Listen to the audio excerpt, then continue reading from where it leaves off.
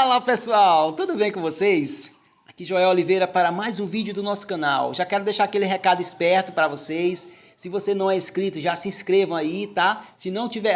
não tá vermelho, então ó, meu céu, ainda não inscreveu, então se inscreva, já ativa as notificações e não esqueça de deixar o seu like, pessoal. É muito importante esse like aí de vocês, tá? E também outro detalhe, compartilhe, né? Se o assunto for relevante, você conhece alguém que, poxa, esse assunto é legal, é interesse de algum amigo, de um familiar, então já compartilhe essa informação porque mais pessoas vão ser beneficiadas com isso, tá bom? O assunto hoje está incrível, nós vamos falar sobre endividamento, pessoal, um assunto que afeta milhões de pessoas, milhões de lares brasileiros, e esse assunto realmente é muito relevante, tá? Eu já quero iniciar trazendo uma pesquisa, né, que foi feita aqui pela CNC, agora em maio agora, tá bem recente, né? Que é a CNC, é a Confederação Nacional de Comércio de Bens e Serviços e Turismo, tá? Ela traz a informação de que 66,5% das famílias brasileiras, elas estão endividadas. Olha que coisa louca, pessoal. E aí uma outra pesquisa, ela traz um assunto ainda mais intrigante, que ele diz o seguinte, ó, 80% dos lares brasileiros possuem pelo menos uma conta em atraso. Então, realmente, pessoal, o assunto ele é sério, né? Realmente, a gente precisa ficar muito atento a isso. Prejudica muitas pessoas, tá? E essa situação só não está pior porque saiu aí o Corona Voucher, né? Que, de certa forma, tem apoiado, tem ajudado muitas famílias, né? A gente sabe que essa situação da pandemia, ela prejudicou, né? Afetou muita gente, né? Milhares de pessoas infelizmente perderam a vida. Então realmente, se a gente não tivesse esse Corona Voucher aí, a tendência é que as coisas estariam bem mais pior do que está hoje, tá? Então realmente isso é muito sério, tá? E o que essa situação causa? Qual o problema do endividamento, tá?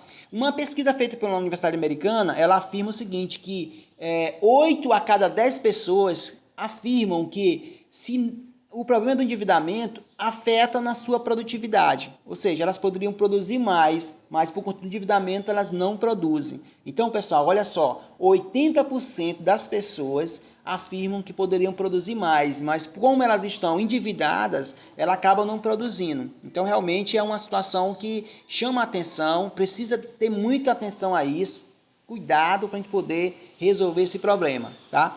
E quais são os outros problemas que o endividamento traz, Joel? São N's, pessoal. A gente tem aí o estresse, insônia, relacionamentos destruídos.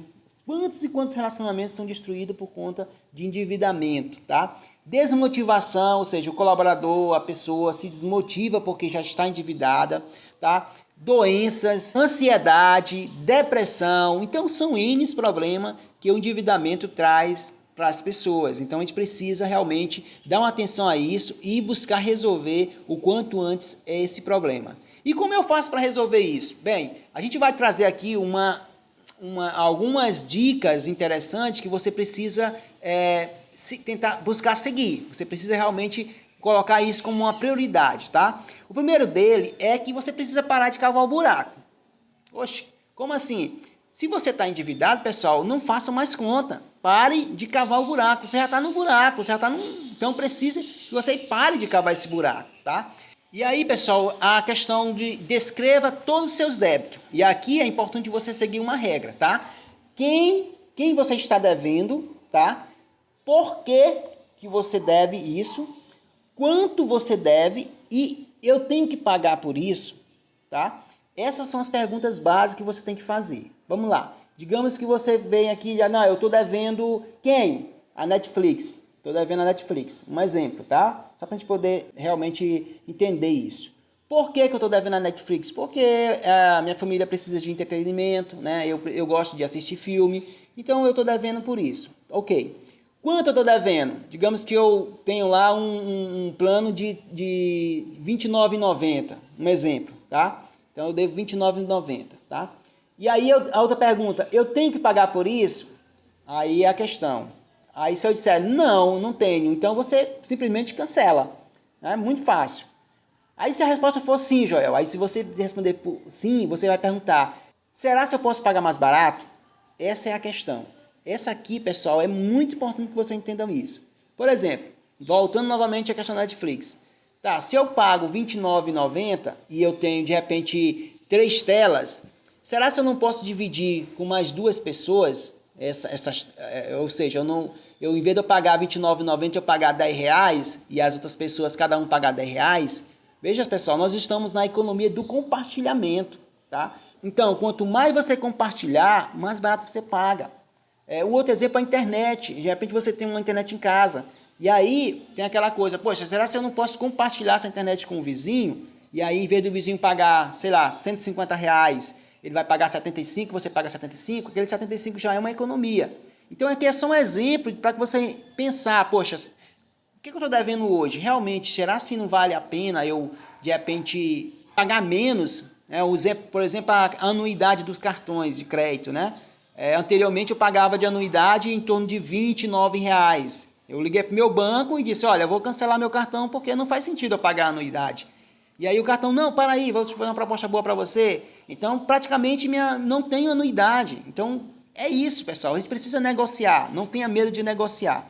Então, é importante que você entenda isso. Enumere sua dívida da menor para a maior, tá? Ou seja, eu estou devendo R$ 50 para o meu irmão, de repente. Estou devendo R$ 50 para o meu irmão. Então, esses R$ 50, ele vai para número 1, tá?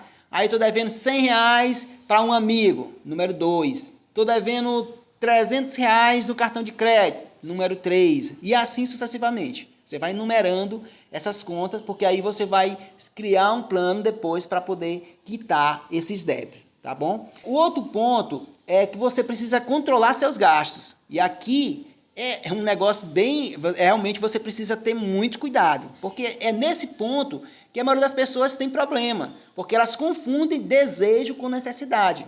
Então, pessoal, é preciso entender o seguinte, aquele que gasta mais do que ganha, está semeando problema. Ele está semeando problema e irá colher insônias e humilhação. Então, muito cuidado, não gaste mais do que você ganha, pessoal, por favor, tá? E todos que têm dívida maior do que pode pagar, são escravos dos seus próprios erros. Então, se você tem dívida maior do que você pode pagar, você é um escravo. Então você vive para pagar conta. Então, muito cuidado com isso, tá? E aí, outro detalhe, você precisa criar um plano, né, para você sair da dívida. E aí, é importante que você envolva a sua família. A sua família precisa entender isso, tá? Não adianta nada você ficar lutando, batalhando para sair da dívida, se a sua família não está ciente desse problema. Então, você realmente precisa envolver a sua família para poder sair desse problema da dívida, tá? E o outro ponto é seguir esse plano. É importante que você siga esse plano, tá? Então, todas as pessoas da família elas precisam contribuir para que esse plano seja seguido e seja executado de forma correta, tá? Então, se você não está nessa situação de endividamento, parabéns, que bom que você está nessa situação. Então, que bom que a gente possa seguir em frente, né? É importante que você entenda que praticamente existe três tipos de pessoas, né? Existem as endividadas, né? Essas pessoas estão sempre no aperto, gastam mais do que ganham, geralmente vive tampando buraco, recorrendo a cheque especial, familiar, ou seja, sempre buscando alternativa para resolver o problema e só criando problema em cima de problema, tá? Existem as pessoas equilibradas, né? Essas pessoas geralmente elas não gastam mais do que ganham, mas também elas não conseguem evoluir, porque elas não sabem investir. Então essas pessoas também precisam de ajuda. Então não basta só você não gastar mais do que ganha. Você também precisa aprender a fazer com que esse valor que você tem aí de sobra, ele consiga trabalhar e você consiga uma renda passiva. E existem as pessoas que têm uma educação financeira. Essas pessoas aí é bem diferente. Ela já faz com que o dinheiro trabalhe para ela. Então esse é o ideal. Fazer com que o dinheiro trabalhe para você, tá?